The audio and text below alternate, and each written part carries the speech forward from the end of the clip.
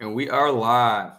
And welcome in to a special edition of Gator Bytes on the 1010XL.com podcast network, also being simulcast on the Florida Gator 1010XL Facebook page. Today's Gator podcast is brought to you by Southeast Orthopedic Specialists. For the highest quality care, you can rely on Southeast Orthopedic Specialists for any orthopedic injury or concern. You can check out their website, se-ortho.com. He is Graham Marsh. I'm the hacker Ryan Green. You are presumably Florida Gator fans. That's why you're watching this.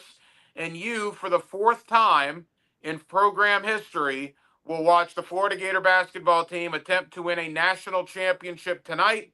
The first time in 18 years that Florida will be in the national championship game. They take on Houston, 8:50 Eastern. Of course, CBS television, and you will hear it on both 1010 AM and 92.5 FM in the city of Jacksonville. Graham, I watched you in Denmark on Saturday night after the win over Auburn. It was dicey, down 8 at the half. Florida's making a habit of that. But I think Bruce Pearl was spot on in his analysis. Florida's depth won the game. They wore Auburn down. If it was a 30-minute game, Auburn probably would have won. But Florida had so many bodies that they threw at Janai Broome and the bigs at Auburn that literally in the last 10 minutes, Auburn was just tired. They were drained, and Florida won the game because of the depth that they had. There was one play I felt like that described exactly what you just said. It was Elijah Martin's first dunk on that turnover. Yeah. And the reason I mentioned that, and I've heard a couple of different people bring this up, and I think they're absolutely right to do so. Look, Elijah Martin is an incredible athlete, and he's really fast and quick. And he probably would have gotten the ball and scored on the other end regardless. But if you watch Janai Broome try to get that ball in that possession, you could tell. And I'm not saying he was being lazy or anything like that. That's not what was going on. But he was so gassed. Mm-hmm. You could tell that he just didn't have anything left in the tank to get to that ball, contest it all, and make Elijah Martin's life a little bit more difficult trying to get it and then score on the other end. You could tell he just wasn't able to reach it. It wasn't a 50-50 ball. It was probably more like a 60-40 Elijah Martin. But when Janai Broome is that tired, it's about 80-20 Elijah Martin. Gets the ball, dunking it. Every Gator fan in the crowd, everybody on the Gator bench is hype. And you could kind of tell it was that point in the game. It was that sort of maybe 7 to 10 minute range left in the game where you could really tell Auburn was teetering. You could really tell. And you were like, man, they're still in the game. Chad Bickham-Rosales hit a couple of really big shots to keep them in this thing. But you can tell Janai Broome is wearing down. You can tell he's not what he was in the first half. You can tell they're reeling a bit. You can tell that they're tired. You can tell the depth, like you said, is wearing them down. And I kept thinking to myself, I'm like, man, if Florida can just come up with 3 to 4 key stops here in the next couple of minutes, clean defense, not foul, and just get stops, go the other way, they're going to ice this game. Because offensively, you could tell Florida smelled blood. You could tell Walter Clayton smelled blood, Thomas Houck, Elijah Martin. You could tell those boys were going to put the ball in the basket regardless. If they could just get a couple of clean stops, the game was going to be over. Yeah, it was a terrific performance in the second half. I mean, Florida outscored Auburn by 14 in the second half. It was dicey at halftime. I mean, Auburn's up 8, and you're thinking, whoa. But then Florida came out and did a 9-0 run pretty early in the second half to tie the game at 49. And then it was very, very even until about the 7-8 minute mark, as you mentioned. Then Florida pulled away a little bit. Florida won the game with Denzel Aberdeen, Will Richard, and Alex Condon combining for 11 points. Crazy. That's probably a good sign that Florida was able to win the game when Richard, Aberdeen, and Condon did very little. Now, Condon's defense, particularly in the last 10 minutes, was very good. I could go tonight without ever seeing him on the free throw line. He has lost all confidence on the free throw line. But Florida missed free throws. Florida did not play well in the first half. And I guess, Graham, that's what we got to get accustomed to. I mean, just wrap your mind around this, Gator fans. It's probably going to happen.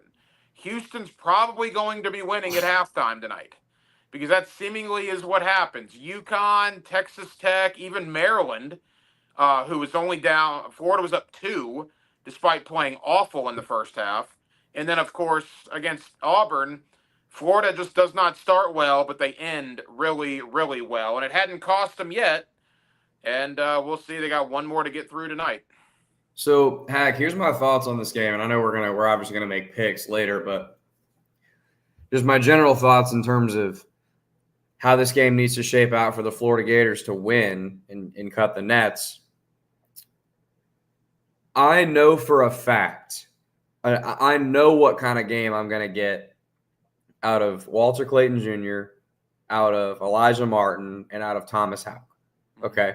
It's fair to say, I know those guys are going to give me – I don't want to say give me everything they have because that would insinuate the other guys aren't giving me effort. They're giving effort. I just mean in terms of I know the moment's not too big. I know they're going to hit shots. I know they're not going to get sped up. I know they're not going to be – their brain's not going to turn into scrambled eggs sometimes trying to figure out what's going on. I know for a fact that those 3 guys are going to ball, right, because they've shown that time and time and time and time again. I have no reason to believe otherwise.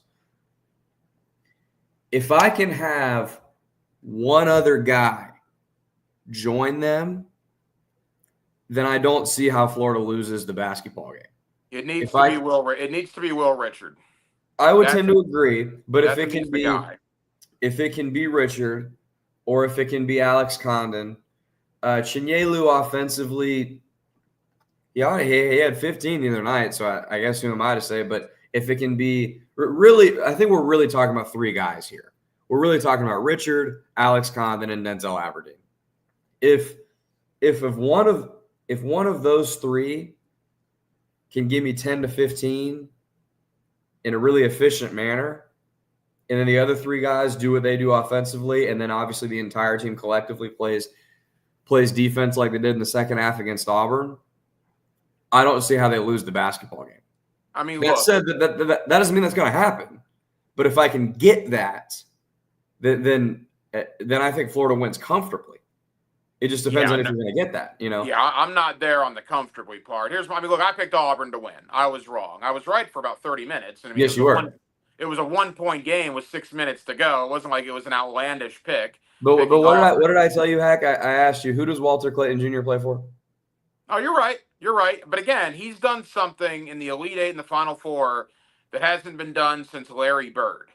You got to go back 46 years to when a guy has scored 30-plus and wins in both the Elite Eight and the Final Four. I mean, Walter Clayton Jr. is doing stuff that has not been seen in many of the lifetimes of people watching this, people that are 46 years old or younger. Again, when you're in the conversation with Larry Bird and Wilt Chamberlain, as far as doing stuff they've done, were they pretty good company? Yeah, it's pretty good company. Were they good at basketball? They were. So was Walter Clayton. Here's my concern about tonight, though. It's going to be like looking in the mirror for Florida. Everybody was getting ready for Duke. How Duke didn't win that game, I don't really know. Other than that's who Houston is, man. Houston is the same team that Florida is. Florida's down 9 with 3 minutes to go to Texas Tech. Florida's down 4 to UConn with 3.5 to go. Florida's down 8 at halftime to Auburn. Houston is the same team. Houston probably should have lost to Purdue in Indianapolis. Found a way to win. Houston absolutely should have lost to Duke. Found a way to win. This Houston team has been told that they're not as good as Duke, just like Florida was told they weren't as good as Auburn. The Houston team was told they were going to lose in the second round to Gonzaga, and they were going to lose to Tennessee. Yet they just keep finding ways to win. It is a very motivated team. Now, it's an interesting matchup because Houston doesn't really play anybody that's taller than 6'8". So in theory, Florida should have some availability on the boards if Chinyelu, Condon, Houck, and Hanlockton come to play. They will have some size there. But I'm telling you, man, talking to people that cover the game much closer than I do, this may not be a better matchup for Florida. It's a better matchup for the fan base to not see the Duke logo and to see the Houston logo. I get that. And you're not dealing with Cooper Flagg or any of those unbelievable freshmen. But what you are dealing with in Houston are juniors and seniors that are unbelievably hungry, much similar to what Auburn was dealing with or had you dealing with 2 nights ago. Yes, but that height really matters. But it didn't against Duke. Duke was way taller than Houston too. Way taller than Houston. Yeah, but Duke doesn't run as deep as Florida with their bigs, though. Duke is taught now. So this was kind of my thinking matchup wise, Hack. The main thing that I didn't want to see in a national championship game, forget the logos, forget all that. I didn't want to see a team that could match Florida's height, and Duke is taller than Florida, so I wasn't a huge fan of that.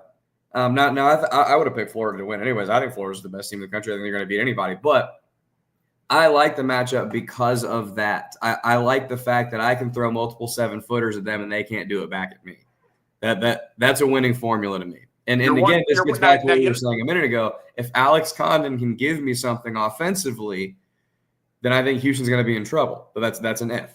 But here's your one problem, and I don't think Florida's going to move the starting lineup. Houston starts 3 6'8" guys, so Will Richard is going to have a problem, at least when he's out there when the 5 starters versus the 5 starters, right? Because Richard's 6'4", maybe 6'5" on a good day. So Houston will have size at the 3. They won't have size at the 4 and the 5. But those 3 6'8" guys are literally the 3 tallest guys that Houston has. Yeah. I just think size-wise and depth-wise, once again, I think that's how Florida wins. I think if you're talking about – look, to me, really the main thing Florida has to make sure that they do is that they aren't – we talked about the slow starts, and you're right. I mean, if they started slow again, it wouldn't surprise me. And it will be a road game tonight. That's another thing they're going to have to deal with. Yeah. You're playing in Houston's home state, but at halftime, I really don't want to be down 8 again. It was awesome to come back. Can we not do that? That'd be great. Can it be tied or no worse than down like 5 at halftime and then allow the depth to carry over? Because look, to some of the points you're making, Hack, I do think I don't want to make it sound like Florida got lucky in the second half. They did not. Florida went out and seized the game in the second half. Florida won the game. Auburn did help them with some bad turnovers to really spark it. Yeah. And again, I think Florida was going to win the basketball game anyways. I'm just saying what kept happening late in the second half, and you could really tell Broome was gassed. So when he's trying to back people down late in the second half, 2 things were happening. First, all of a sudden, especially with Chinulu did a great job guarding him. He wasn't getting closer to the basket with each bump. In the first half, every bump, he's getting closer to the rim, right? In the second half, each bump, he's not going anywhere. And the ball is getting further and further away from his body. Mm. And Florida started ripping at him and getting some turnovers. And it kind of created this perfect formula when Florida started to heat up on the offensive end and stop turning the ball over to really, jumpstart the run and take the lead and not look back. I don't believe Houston will give them those opportunities, I guess, is the reason I'm trying to make that point. That said, I think Florida, just from start to finish throughout the game, has more offensive firepower and has more just simple ability to score the basketball. And Houston's got a really good defense, but I think especially once we get into, like we've talked about, that 10 minutes left in the game, 15 minutes left in the game, Florida's ability to wear people down and get your main scorers, get LJ Cryer and the rest of Houston's offense tired. But Florida's been able to rotate guys, and they got fresher legs. That's where I like Florida to have a similar recipe, just probably not with the easy turnovers Auburn kind of gifted them. So here's the thing for Florida, the 2 benefits I have. But by the way, something I want to throw out there. I'm never one to talk about officials. You know this. People that follow me on social media know this. I think Gator fans do that too much. I know where you're going with this, The and I agree. officials on Saturday night were horrible. They were absolutely horrible. Auburn got so many calls. I absolutely cannot believe how bad they were. So Florida overcame that, and good for them. The officials sucked on Saturday night. Well, and Go ahead. I'll say too, really quickly on that point, Hack. I'm sorry to cut you off. I'll let you finish here in a second. My point that I made with Denmark on Saturday, I didn't. The officials were bad. I didn't feel like it was skewed one way super poorly. However, at least for both teams overall. However, it's very obvious that 9 players on the floor get a certain whistle, and Janai Broom gets another. Yeah, there's no doubt. It was there were certain times where he went to the rim. You could tell, and this drives me nuts when college officials do this all the time, and it makes me so angry. Broom will back him down. He'll do a spin or he'll do whatever and throw the ball up. The official will wait to see if he makes it or misses it, and then if he misses it, call the foul. Mm-hmm. That's not how it works. He got fouled or he didn't. It drives me insane. Well, the officials, they were terrible. Terrible. Sorry, right. I didn't even go on a soapbox and cut you off. No, you're good. So 2 things tonight that I think helped Florida. Number 1 is the schedule they have played, because Houston is very good at defense. Houston is very physical. Florida's going to have to go back. The fact that you played Tennessee 3 times, the fact that you played Auburn twice, you played Kentucky, you played Alabama twice. I mean, you did play in the best conference in America, and you played the defending back-to-back national champions. You played a very physical Texas Tech team. I think a lot of games that Florida has played will help them in this scenario.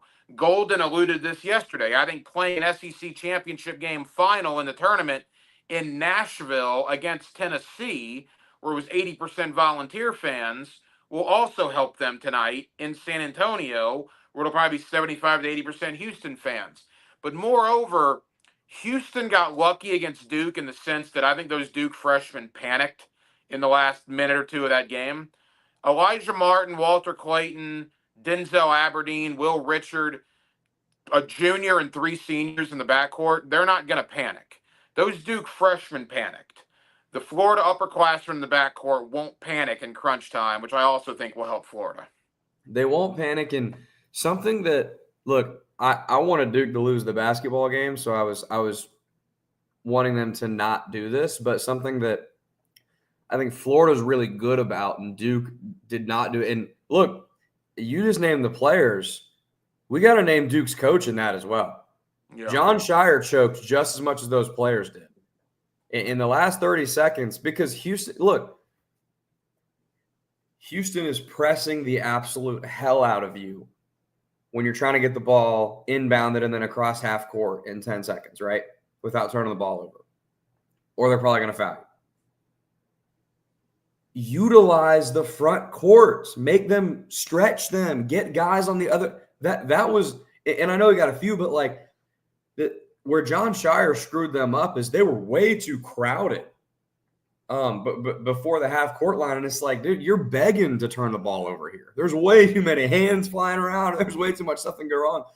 What I love about Todd Golden and his sets and kind of not just the specific sets they run, but just kind of the mentality of the team in those moments is they keep pushing, right? They don't inbound the ball and just pray they don't turn it over and just, bear hug the ball and, please foul me type of thing. And I'll pray I make my free throws. How many times this year have you seen Florida in a situation where they're up, 5 points, 6 points, whatever, and a team's trying to foul them? And they push the ball up to the front court pretty quickly and someone's dunking it. Yeah. Or someone's getting another layup and the game's over. How many times have we seen that? And I love Todd Golden's philosophy on that because I promise you the one thing that other team does not want you to do is make them guard the entire court.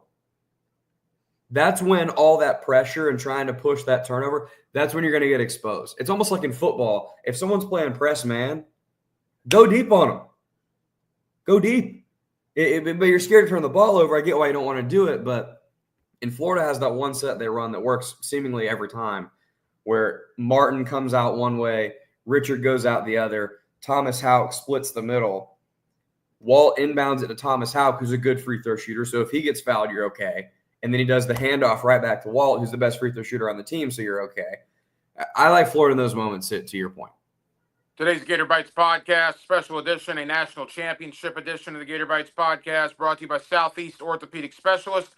Again, for the highest quality care, you can rely on Southeast Orthopedic Specialist for any orthopedic injury or concern. They have locations in both Jacksonville and St. Augustine, including Riverside, Northside, the South Side, the Beaches, and St. John's. And we certainly appreciate Southeast Orthopedic Specialist and their continued support here of the Gator Bytes podcast. All right, Graham, we'll get to predictions in a moment. My thought on Walter Clayton is this. Again, the guy has done something that not one player has done in the last 45 years. 30-plus in a win in the Elite Eight, 30-plus in a win in the Final Four. I'm not saying he's due for a bad game because he's outstanding. But what if he gives you 16 tonight instead of 34? What if he gives you 19 tonight instead of 32? Still a good game, but that leads back to our point. Last against Auburn, it looked like players were just giving the ball to Walter and hoping he would win the game for him. And he basically did. Man, with Houston's not stupid. If I'm Houston, my entire defensive philosophy tonight, make somebody not named Walter Clayton beat me. And I know Auburn probably said the same thing. And keep in mind, Auburn was winning with 8 minutes to go in the game. They just got worn down. If I'm Houston, I double, I triple him, and I say, I don't care if Will Richard or Aberdeen or Martin or Condon or Houck are wide open. I don't care. Somebody not named Walter Clayton is going to have to beat me. And Florida's going to have to prove that somebody not named Walter Clayton is going to beat them. That's if I'm Kelvin Sampson, that's what I'm doing tonight. I agree and disagree with you at the same time. I agree with you that if I'm Kelvin Sampson, that's what I'm doing. And I think a lot of teams have tried to do that unsuccessfully, obviously, throughout the tournament. I think what's happened in a lot of games, Zach, and you tell me if you agree with this. I actually think UConn was successful at that until about the last 5 minutes. Well, that's what I was about to say. Yeah. I feel like, because if you think about it, yeah, Walt's had 30 in these games, and he scored a lot of points in basically every game. But a lot of times it's been like that. It's been the last 4 or 5 minutes that he gets 10 of those points, right? Because he's hitting 2 big threes and one and going to the line, right? Like there have been a couple times in this tournament where he hasn't. I mean, look, the Texas Tech game, it's not like he had 30 with 5 minutes to go. It was late in that game that he ended up icing with those 2 huge threes, and obviously Thomas Houck hit them as well. It feels, but it goes back to the wearing down opponents. Mm-hmm. It's, in my opinion, Hack, it's easy in the first half to say we are going to lock up this one guy. We're going to double him. We're not letting him. He's staying in our hip pocket. We're not letting him out of our sight. This happens with Steph Curry in the NBA all the time. And I'm not comparing him to Steph Curry. I know some people have, but I'm just saying it's kind of a similar idea in defensively, because you're talking about someone who can shoot so well off their own dribble and can move around. Really quick, the Steph Curry thing, you're not comparing him to Steph Curry now. You're comparing him to Steph Curry at Davidson. That is a fair comparison. Yeah, you're right. That's fair. Walter Clayton is, quite frankly, been better than Steph Curry was at Davidson in the NCAA tournament. Yeah, I would agree. Went further, but so kind of the point I'm trying to make, though, is and it gets back to that depth piece we were talking about. It gets back to wearing people down, what we're talking about. It's easy early in the game to do all those things, right? Not let Walter Clayton out of your sight, double him, don't help off screens, bring help off screens, and do everything you can to not get him open looks, right? But when there's 15 minutes left in the game, and your guards have been running, have had to run around with him all game. 10 minutes left in the game. And guys start wearing down, right? Heels hitting the floor a little heavier, right? Breathing a little heavier. Now all of a sudden, magically, number one's getting looks that are a little bit more generous for him. And he's able to put those shots away. And we know how he is in big moments. So that's what I feel like has been happening in terms of defensive game plans. I think it's easy to say you're going to do that and plan for that until you're really starting to get tired and it gets harder and harder and harder to run around with him for long periods of time. Where I disagree with you, I don't agree with you on the point that you're saying it felt like some guys were sitting around and waiting for Clayton to make a play. I don't agree with that. I think there are certain moments in the game where he's the most clutch player and he is your best player, so obviously you're going to look to him to make the shot in those moments. But when Elijah Martin gets a steal and lifts up and dunks over to Todd Pettiford and Chad Baker-Mazara and brings the house down, is that waiting on Walter Clayton Jr. to make a play? Well, of course not. That's transition. But go back to 71-68 and the three-point play by Walter Clayton. Alex Condon had a 5-foot hook that nobody was covering him on. Yeah. And he threw it back out to Houck. Houck gave it to Clayton. Clayton gave it back to Houck. It was like a hot potato. Houck I remember. back to Clayton. You're right. I remember that And Clayton possession. just That's said, fair. the heck with this. I'm going to go get a and one. It's things like that you got to be careful about. That possession, I will give you. That possession, it's like there were 3 dudes. It felt like they had open looks, and they were just like, "Where's one?" So I'll give you that. That's fair. There have been a couple possessions like that. I remember in the Texas Tech game, there was one too. It ended up coming back to Thomas Houck, and he shot the 3 and made it, but he had an open 3 earlier in the possession and didn't take it. You know what possession I'm talking about. Well, no, actually, I think that was the one I'm thinking of was 7. Houck had hit the 2 to make it 75-72, and he's wide open at the top of the key. I mean, wide open. And he gave it to Clayton, and then he set the screen. Clayton came around and drilled it to make it 75-75. Look, it's worked. Obviously, it's worked. They're 35-4 on the year. I don't want them to get away from how they got here. I'm just concerned that, other guys need to make plays and not wait for Walt to make a play. You know what I mean? I agree, and I think there's been a few possessions you could point to where I think it's kind of what you're talking about, but I don't think that's been like the overall theme. I think it's more so in a tight game in the clutch in the end. Obviously, Florida's going to do everything they can to put the ball in number 1's hands. Now, that said, I'm making that point about Elijah Martin, Thomas Houck, Chinyelu, and Richard. I think Alex Condon's in a separate bucket right now of that conversation. The man hack, look, he's battling his ass off defensively, and props to him. I actually want to give him his flowers for a second because you mentioned it earlier. Horrible first half for him. He was a liability on the court in the first half. On both ends. He offensively couldn't do anything. Every shot he's getting blocked, or it looks like when he throws it up, it's going to row E of the stands, and he couldn't do anything. And or defensively, the basketball's got like thorns on it, and every time it hit his hand, it bounced away. Right. Or it's like, what are you doing, man? And then defensively, Janai Broome was eating his lunch in the first half. Yeah. Eating his lunch. Broome was getting everything he wanted. And Todd Golden doesn't double bigs, so he wasn't going to get any help. And it was mano a mano, and Broome was winning. And look, I want to give him his flowers at first because that had to be rough going into halftime mentally. And I'm not saying people weren't chewing him out or anything, but I'm saying, like, in your own brain, you're like, dude, like, I can't do anything right now. I think the 4 bigs got chewed out. The one coach, I mean, Houck and Condon even mentioned it. The one veteran coach, one of Golden's assistants, apparently the guy that's in charge of the bigs, is it Hartman? It's one of the assistants. Really got onto them, guy, and basically challenged their manhood. And apparently a lot of how did Condon describe it? A lot of language that I can't say was being used. And obviously it worked because all 4 of the bigs played really well in the second half defensively. So for Condon specifically, like, for him to play that poorly in the first half on both ends, for it to be such a bad half, and then in the second half still not have his best stuff offensively, not even close to his best stuff, still not scoring the basketball, still not very involved offensively.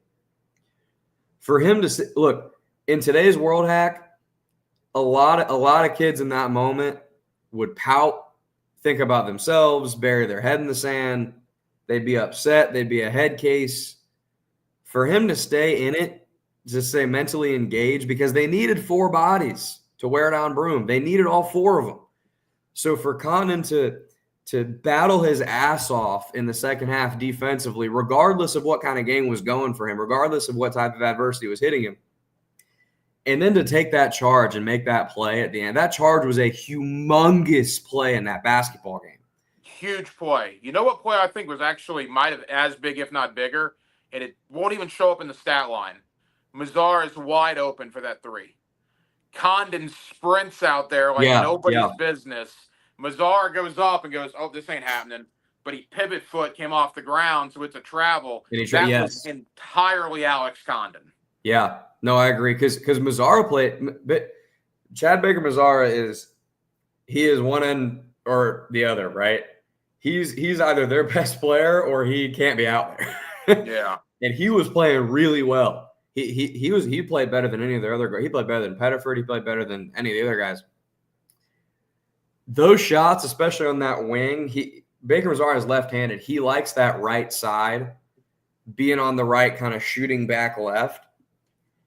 I think he was going to make that, to your point. So he did make it. He made, like, when Condon went by him and the ref called travel, Mazzara threw it up anyway, just in frustration, and it went in. Oh, I didn't even notice that. He would have absolutely made it. Yeah. I didn't even notice that. But anyways, I say that to point out to commend Alex Condon for that and that mental toughness. B, to show what type of team they have. I think other teams that may have some more selfishness may not be as close, may not be as truly playing for each other. I don't know that you get that type of effort and energy from someone that's playing that poorly. So Golden and his staff in the locker room needs to be commended for that. That said, offensively, I know I said earlier in the podcast, if I can get one of these guys to contribute more offensively, I think Florida wins comfortably. I believe that, but on the other end, if Alex Condon scores 1 point again, they're not going to win the game, I don't believe. Again, Aberdeen, Condon, and Richard combined for 11 points. That needs to improve tonight. All right, let's wrap it up with this. Let's talk about the game. Let's give some predictions. Again, you're playing a logo that's not Duke. And I think from a casual Gator fan perspective, you see that it's not Duke and it's not Cooper Flag. You might think, that's pretty good for us. I've talked to too many people, Graham, that think this is actually a worse matchup for Florida. As far as Houston, their dynamic, their tenacity, their defense, their will, their veterans, you add all of it up, I think Florida's going to kind of be looking in the mirror a little bit. A Houston team that was told they weren't as good as Duke. A Houston team that was told they weren't going to beat Tennessee. A Houston team that a lot of people had Gonzaga beating in the round of 32, yet Houston is here. Houston's problem is they're not as big as Florida, but that was also their problem on Saturday night. They weren't as big as Duke, and it didn't seem to matter. Now, I think Florida has some things going for them that Duke did not. I think the Duke freshmen panicked. Like I said, I don't think the Florida backcourt will panic with 3 seniors and a junior, but this is not an easy game for the Gators. And I think if you look at Todd Golden's press conference yesterday, you kind of know. He knows this is not an easy game. I think people are breathing a sigh of relief it's not Duke. I wouldn't breathe that sigh of relief. There is a reason Houston's here. Houston just wiped the floor with Tennessee in the Elite Eight. They just beat Duke. They've beat 2 of the top 6-7 teams in the country to get here. It is going to be a battle tonight. Well, so the main reason Houston's here, in my opinion, Hack, if you look at the last Kelvin Sampson teams that they've had that have made runs but haven't quite gotten this far, Houston this year can make shots. Mm-hmm. They've always had that defense that's always been their calling card. Houston has normally been what Tennessee was this year. That guard Houston has is incredible. LJ Cryer. Oh, man. Yeah, he's a beast. But that's been the difference for them this year, and it's elevated their ceiling to be playing on Monday night for a chance to cut the nets. Is, again, like I was saying a second ago, like Houston has normally been what Tennessee was this year, right? Really, really tough, great defense. They like rock fights. They make every game muddy and gross, and even better teams than them offensively. They make it a struggle, and it makes the other team feel like they're in quicksand, and it's a hard game to play. I mean, they held Duke to 67. That's pretty good. It's really, really good. But we've seen this many times over, Hack, not just with Houston, not just with Tennessee, with other teams, especially in today's basketball. Great defense will only take you so far. At some point, you got to put the ball in the basket if you expect to win the game. Houston can do that now. They've got more shot making. They can shoot better than they have in the past, and they're a little bit more explosive offensively. But they've kept the defensive level high. They haven't sacrificed that part of their game. So now it's a rising tide is lifting the Houston boat here, and they're here playing on Monday. I believe, Hack, tell me your thoughts here in terms of this game, because I know we got to get to our picks. I believe Houston has a higher floor than the Gators and how they're going to play tonight. But I believe the Gators have a higher ceiling. Yeah, I can see that. So I believe if both teams play their A game, Florida's cutting the nets. If both teams play their C game, Houston's cutting the nets. Mm-hmm. Agree or disagree? No, I think that's a great analogy. I think if both teams are playing the way they're capable of playing, Florida wins the game. If Florida plays like they did at times this year, look, if Florida plays like they did against UConn, they're not going to win. I think if Florida plays like they did against Texas Tech, they probably aren't going to win.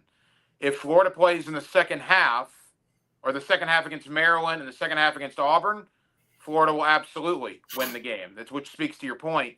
I go back to the Texas Tech game as a resource. Houston had a couple of battles with Texas Tech this year. I think Texas Tech got them once. I think they got Houston once. I mean, battles with Texas Tech.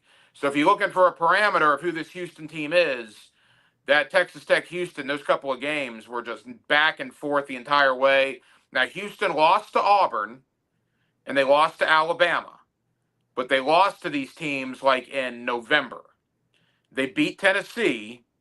They beat Texas Tech once. I think if you look at common opponents, Houston is 3-3, where Florida's like 8-1. But Florida, again, played Tennessee 3 times, where Houston only played them once. That's why it's a disparaging number.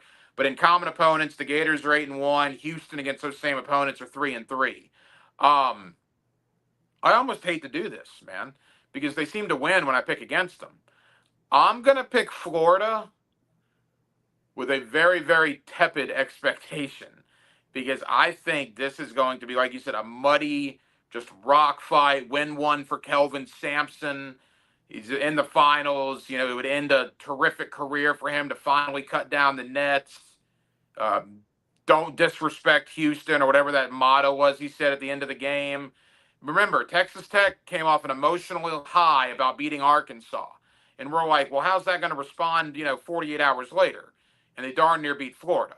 Houston's coming off an emotional comeback over Duke. I don't think that matters. I think they're going to be fired up. I think they're going to have the home crowd advantage.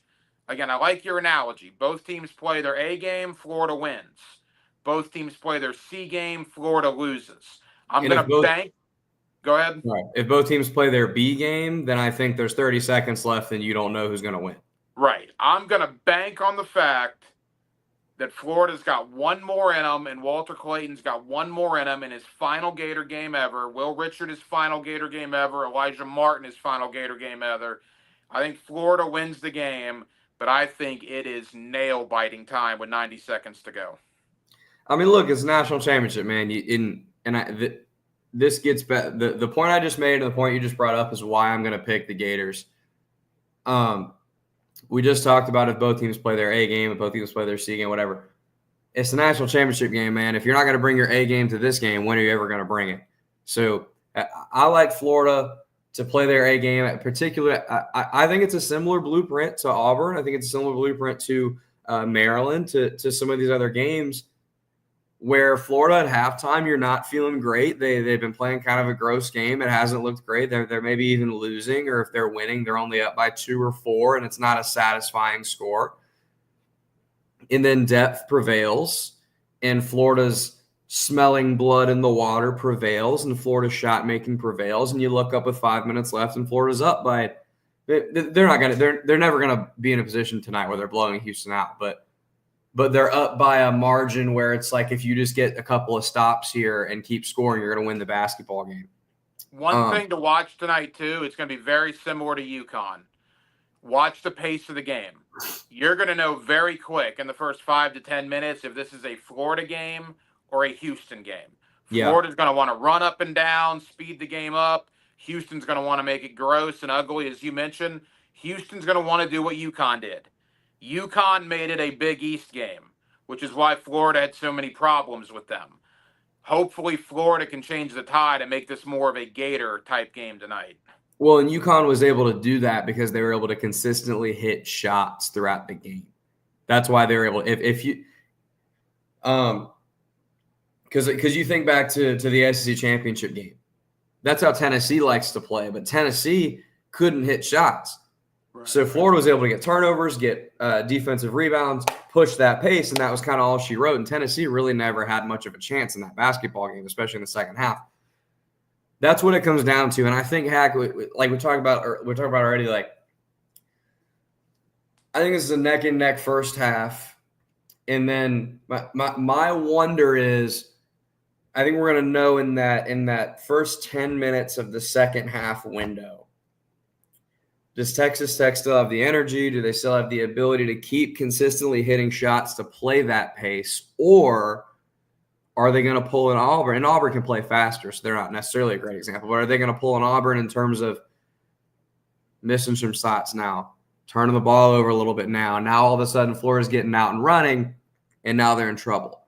I think that would be the main blueprint for Florida winning, and I think we're going to know what direction that's going to head in that, call it 15 to 10 minute mark in the second half. All right, couple orders in terms of predictions. Sorry, I didn't give an actual prediction. I like the Gators. Yeah, no, I agree. I think we're both on the same page. Couple orders of business. 8:50 tonight. I will actually be on with Hayes Carline this afternoon on the Frangie Show. No Hacker After Dark tonight because we're going to air the game on both stations, on 1010 a.m. and 92.5 FM. You will have the Sean Kelly, Lee Humphrey, Gator Radio Network call of Florida and Houston. We will have a regular programming up until 8 o'clock, with the exception I'll be on with Hayes on the Frangie Show because Frank's out in San Antonio. You will be on during Belu's show tonight, correct? Yes, sir. Going on Belu's show that Dylan Denmark and myself. Dylan Denmark's producing the show, so he'll already be there, and then I'll be hopping on and we'll talk a little Gator hoops. And then just as importantly, Dylan Denmark and I will be doing our post-game show like normal after the game. Yeah, I was going to ask you this. If Florida wins, do we want to reconvene tomorrow for Gator Bytes? Well, everybody listening, do you want us to reconvene? I'd say hell yeah. If Florida loses, I'm going to have no desire to talk about it at 9 a.m. in the morning. If Florida wins, I think you and I should schedule a Gator Bytes for tomorrow. Absolutely. Let's run it. Let's hope. 8:50 tonight. Look, it's the fourth time in program history and the first time in 18 years that the Gators are playing one game for a national championship. Enjoy it. It has been one heck of a ride. He is Graham Marsh. I'm the hacker, Ryan Green. Hopefully we're here 24 hours from now celebrating a national championship. Thank you to Southeast Orthopedic Specialists for bringing you Gator Bytes on the 1010XL.com podcast network and the Florida Gator 1010XL Facebook page.